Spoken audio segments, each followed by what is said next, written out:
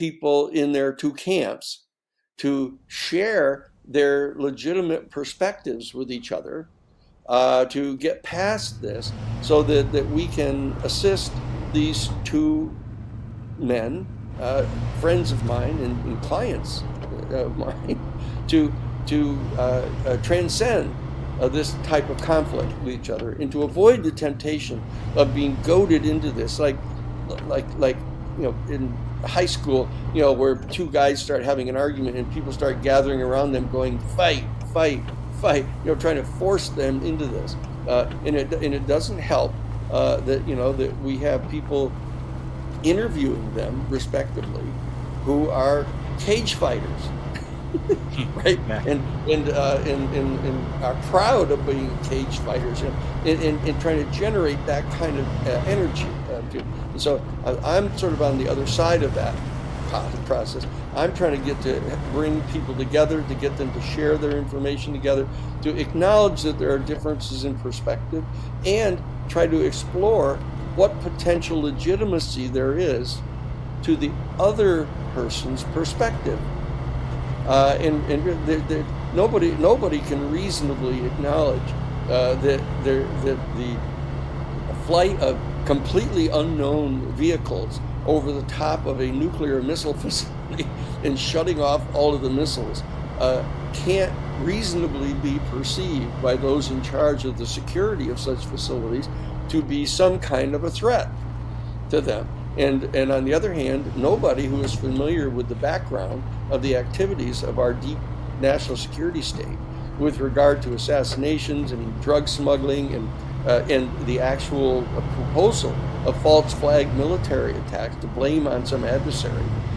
Anybody who's familiar with that deep history cannot fail to understand that a person could reasonably and in good faith come to suspect that element in our national security state infrastructure is capable of doing something like utilizing the technology that they're recovering from the craft, building fake craft, and actually having a fake false flag attack to generate more power for themselves. These are both, and the problem is I have to be extremely careful, because if I publicly attribute good faith to either or both of these gentlemen, the other one has been pushed into a point of viewing that as a bad thing, to acknowledge there's any good faith perspective that the other could share, and so that what I'm hoping to do is that I don't talk about this very freely, but when that it's coming to the point now where people are all talking about it, because we've got people who are ardently supportive of both of them, and feel that it's necessary for them, therefore, if they're a quote supporter of that person, to oppose the other person. It's that whole red team, blue team, and so that I think that it's a simple enough observation for people who have watched the Super Bowl and watch cage fighting and watch rugby teams and soccer teams, football teams of their own countries, where the fans from the two different teams end up getting in massive fistfights on the field. To say that is a level of consciousness that our human family is capable of, that we have to address, that we have to try to transcend that kind of low consciousness that may have served us at one time, millions of years ago, when it was necessary for tribes to fight over a water hole for survival. But we're hopefully past that point, and that we should avoid that kind of low consciousness activity, and not have people of good faith be goaded into these kind of conflicts with each other, which is not that constructive. Even to the point, that we have now, two main political parties in most countries that fight each other like that.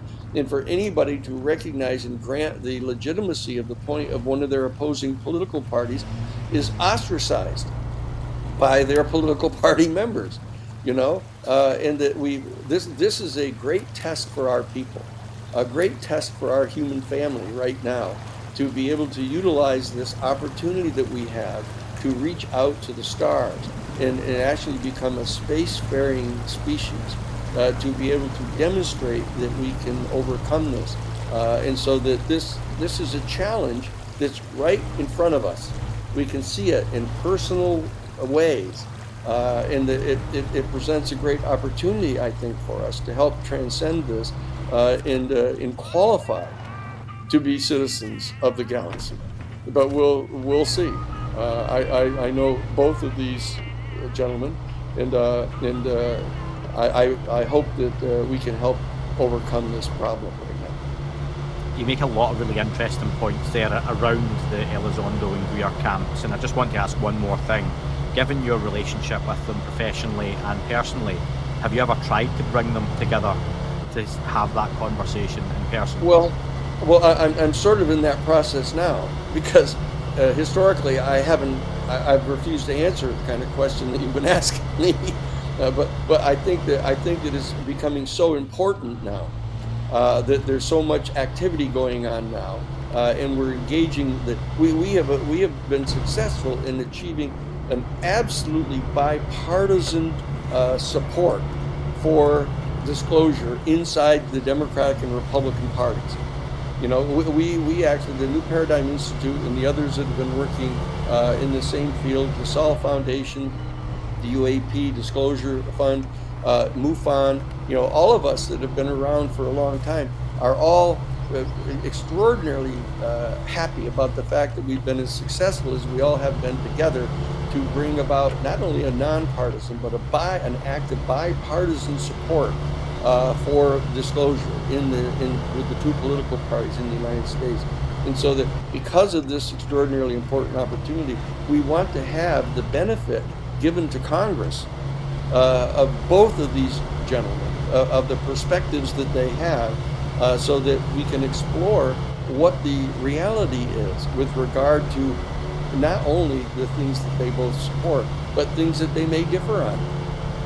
And so so I've agreed to answer the questions because I've been on your show and I highly respect you, and I know that you're asking that question from a completely legitimate perspective. You know, you're not trying to titillate anybody or to stimulate this kind of conflict between the two of them. You're really wanting to explore the opportunity for some kind of cooperation between the different camps within the community. And so therefore I'm willing in this context with you, Andy, to answer that question. And others who ask the question from what I understand and believe to be a good faith perspective, I think that this is the process by means of which we can help resolve some of this conflict between different camps inside our community, and demonstrate that we're worthy, I think, of the respect of Congress as a movement, as a citizens movement, and support the positive outreach on the part of people to the UFO vehicles themselves, so that they say, this is a human community that's genuinely trying to transcend the type of dialectical, antagonistic kind of activity that they are concerned about us bringing into their territory by leaving the planet and leaving our solar system and coming to engage with them. That we need to be able to show them that we can overcome this lower tendency that we have developed historically. So one of the points you made before was about this, I've called it a few times, this age of the whistleblower we appear to have entered, where we seem to have waited in 2024 for these whistleblowers to come forward after Grush in 2023, and it never quite happened. And then lo and behold, 2025 arrives and bang, we've got one after another, it seems, which has opened up a whole range of conversation. What's been your take on, it seems Jake Bulliver at the forefront right now, and he has Fred Baker, Don Paul, and I've just had John Blitch on the podcast recently as well, backing up his story. What is your take on that story? And I want to ask the public perception of that as well, and I'll just give you a little bit of context. I was on a friend of mine's podcast just the other day, and that's not a UFO podcast. It's more general conversation, societal stuff, quite tongue-in-cheek, but Scottish-based humour, okay? And they asked about the UFO stuff right at the beginning, and it was quite a difficult conversation to still have with them, because quite often in the community and online, I see people comment that the public's ready for this conversation, the public's ready for the woo, the experiencers, psionics, telepathy. I find it the opposite. And speaking to these two guys who are just same as me, general public, but no interest in UFOs, I sent them the link to the News Nation 41-minute piece with Jake Barber. Yeah. And as I kind of thought would happen, and this isn't for everyone, but generally, they found it reasonably interesting hearing about the crash retrieval stuff. As soon as he mentioned his experience, the femininity, the divine, and the psionics, they both basically called BS on it, and they were like, nah, that completely turned them off. And I think that's still the place of most of the public. Is that unfair? Well, it's interesting. It's going to be an additional challenge to if with regard to the first part of it, getting people to say, okay, I'm getting persuaded that there are really craft, that they may well be extraterrestrial. I mean, that's an extraordinary thing to get people to come to grips with. And there's been a lot of discussion about this inside the circles where Luis Elizondo and both Dr. Greer, work all the time, because they know that there's this dimension to it. There's this extraordinary additional dimension having to do with consciousness and telepathy and the operating of the vehicles with telepathy, etc., and that there's been an inclination to try to avoid that until we get people to at least understand that the UFO phenomenon is real, and that the consensus among those who are really familiar with it is that they appear to be extraterrestrial in their origins. And even those who think that they're extra-dimensional are open to the possibility that what appears to be extra-dimensional may be a function of the way that they travel, the way that they come here from their different star systems, that they go into some kind of a high, ultra-high frequency vibrational state where they can move instantaneously, more or less. And when they uncloak or they lower their vibrational frequency, they come into visible form or material manifestation.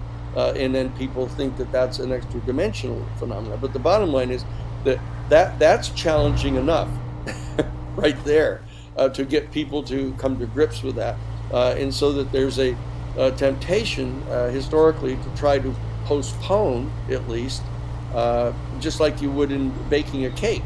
That there are certain ingredients that you put together to begin with, and you have to put them together in the right order in order for the cake to work out right, and if you put them together incorrectly, it won't work.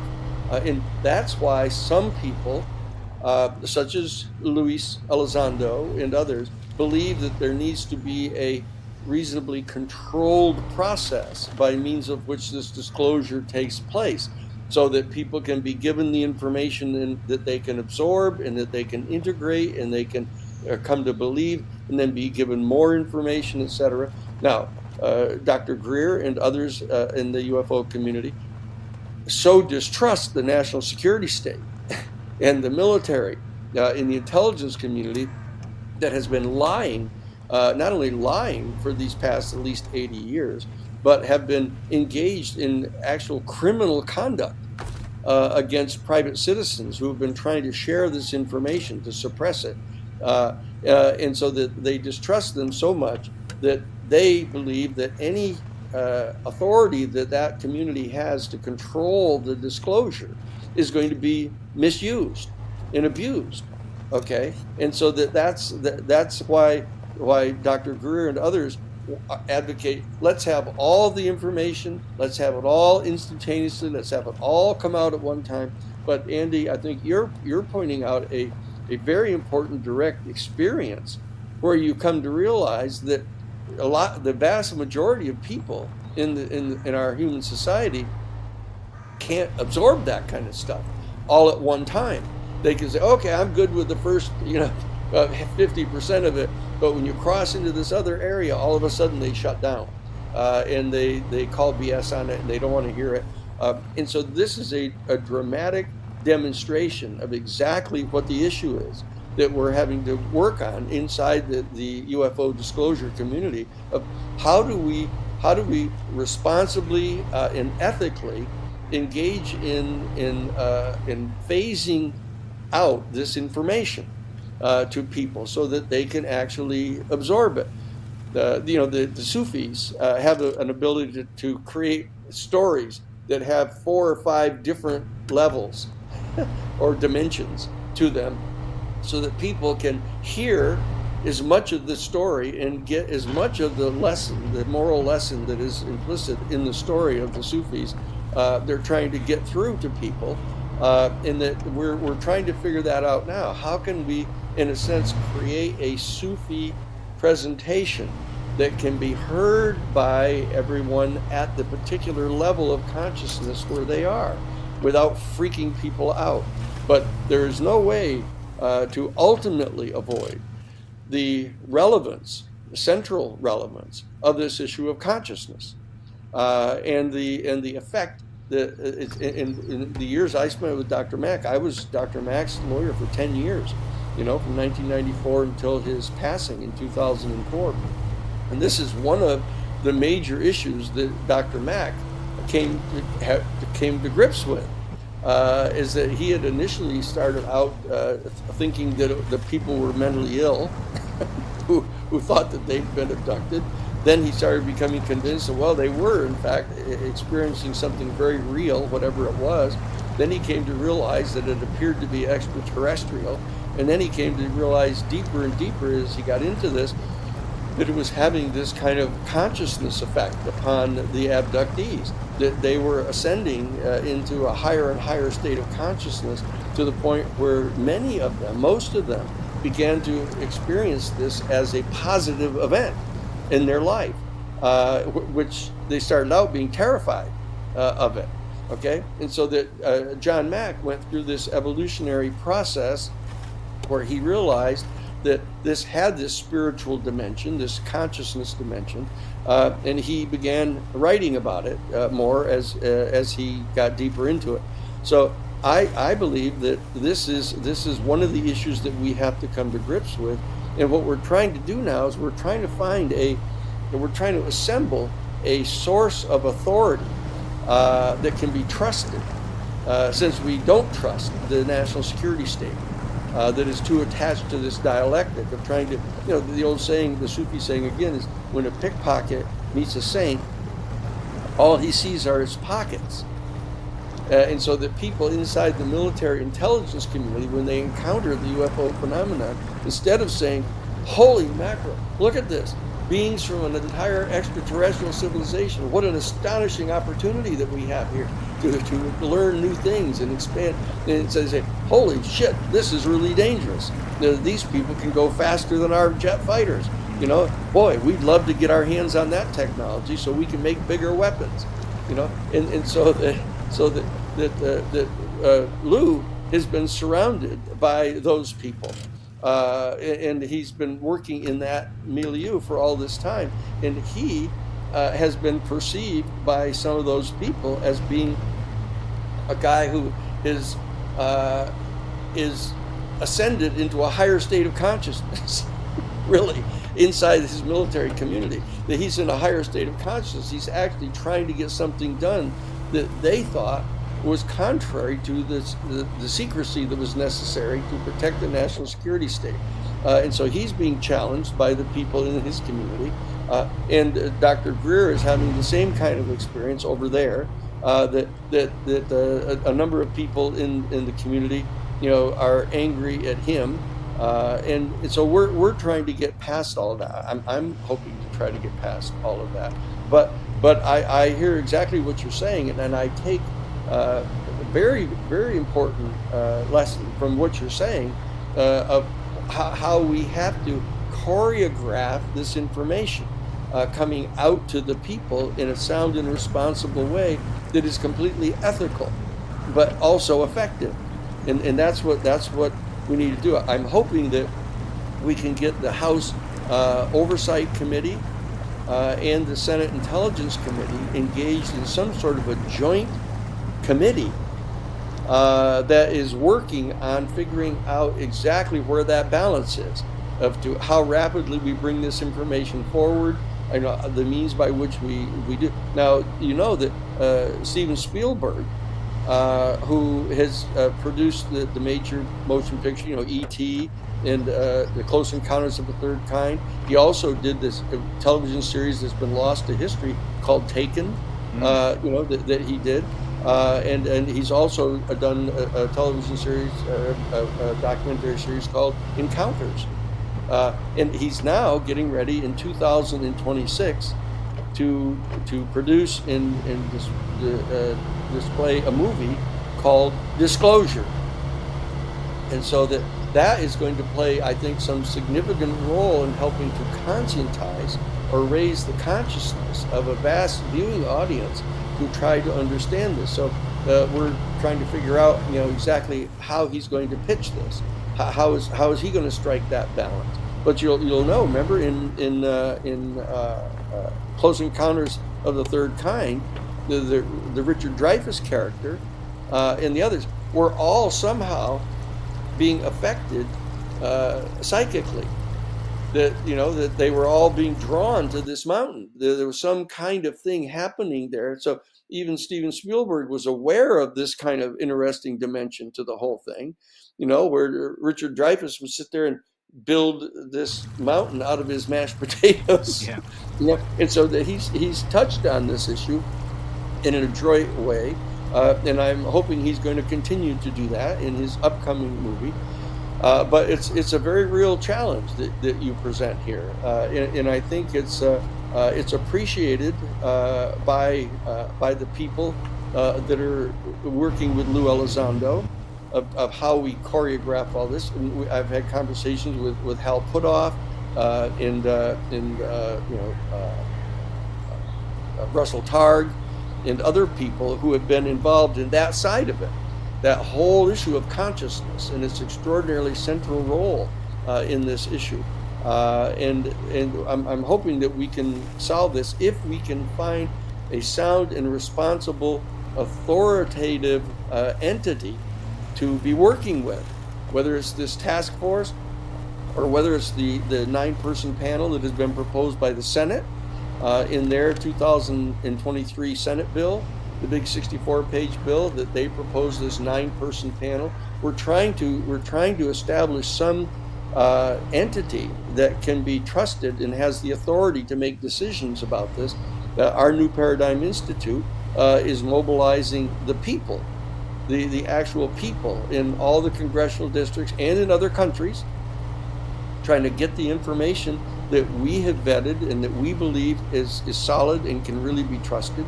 And so we're trying to play a role in this at the newparadigminstitute.org, so people can contact us. It's totally free. People can become members of the New Paradigm Institute. They can become members of Citizens for Disclosure, which are going to be working in each of their congressional districts, in each of their states, and in each of their countries around the world to get their state legislature or their federal legislatures into action on this. Because those are the proper people that are the elected representatives of the citizenry.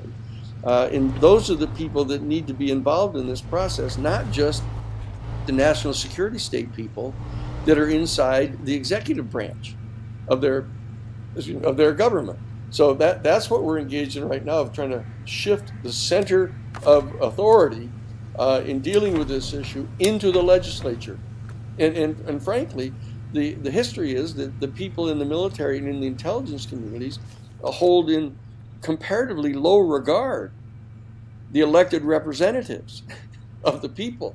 They view them as frat boys, people that are just in trying to get attention or always running for office, and are at the political whims of their financing entities. And so that is not a healthy attitude.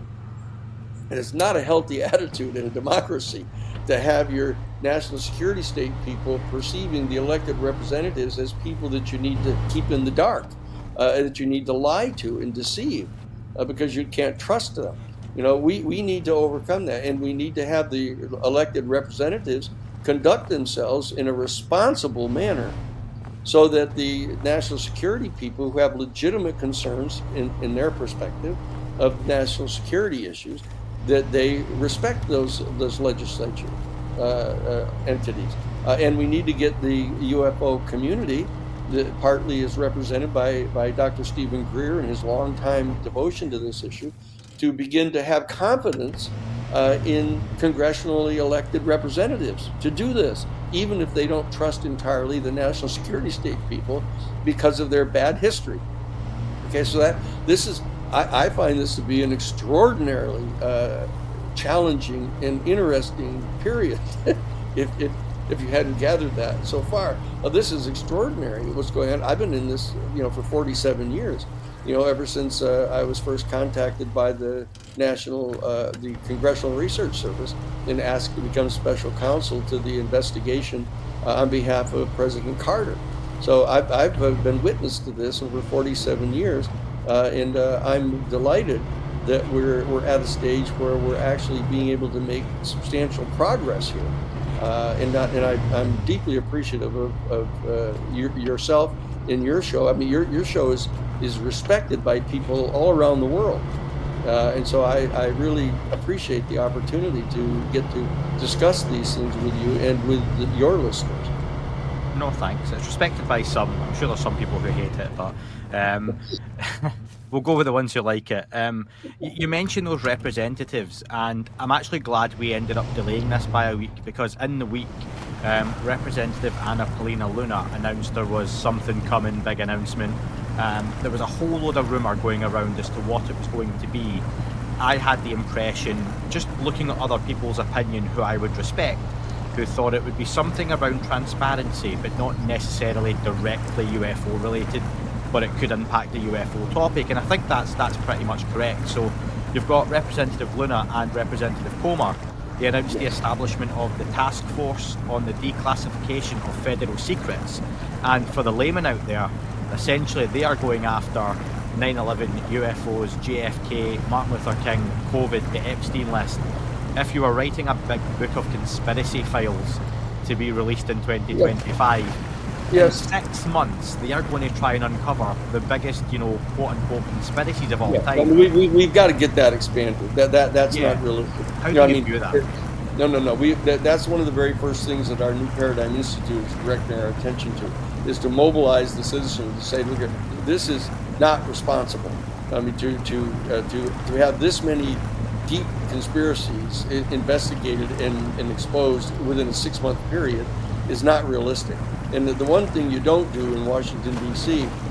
is you don't set a time limit on a project like that, because the opponents, once they know what the time limit is, they know how to drag their feet and delay things and hold you off and make you go to court, and they aren't going to be able to succeed. So we want to get this expanded to at least 2 years. Because this administration has a 2-year period before the elections in November of 2026, where they're going to be, in a certain sense, almost unchallenged authority. And if they're serious about revealing the secrets deeply buried with regard to the UFO issue, they need to concentrate on this for this 2-year period and to get this information out. You'll notice that the Senate, when we passed the bill back in 2023, the 64-page bill, the implicit in that was a 7-year period. There was a 7-year period that was designated in that act within which they had to complete this process. That's a much more realistic view, but that's being opposed by people in the UFO community as way too long a period. But I think a 2-year period for the task force that is in the House side is a more realistic time frame. Now, and as you probably do know, I mean, that I've been involved in, I was in Attorney F. Lee Bailey's office. I was one of the 3 trial lawyers in F. Lee Bailey's office during the Watergate burglary. And we represented James McCord, the CIA wiretapping specialist who blew the whistle on Richard Nixon and the whole White House plumbers plumbers unit, and we came to realize in that investigation that at the root of the Watergate burglary was in fact the JFK assassination. And I've talked. I was on the Danny Jones show a while ago, and he actually started asking me about that, and we spent like a whole hour or more going into detail about what the unique information is that I happen to have come into contact with pertaining to the JFK assassination, and so that we can be of some assistance to the task force in that as well. That can be dealt with fairly quickly because we have detailed information about exactly what it is that happened in there, because we interviewed Santos Trafficante. He was one of our clients at the firm, which I didn't know when I joined it. But the bottom line is he was directly involved in creating the assassination team that ended up killing the president. And so we have that detailed information. So those two issues, I think, with those two issues focused upon, who are, if you had to identify the two most controversial yet credible conspiracy theories in the world, they are those two things: the UFO issue and the Kennedy assassination. Those are the two key things. So I think that they need to concentrate for the first 6 months on both of those things while we try to get the time period expanded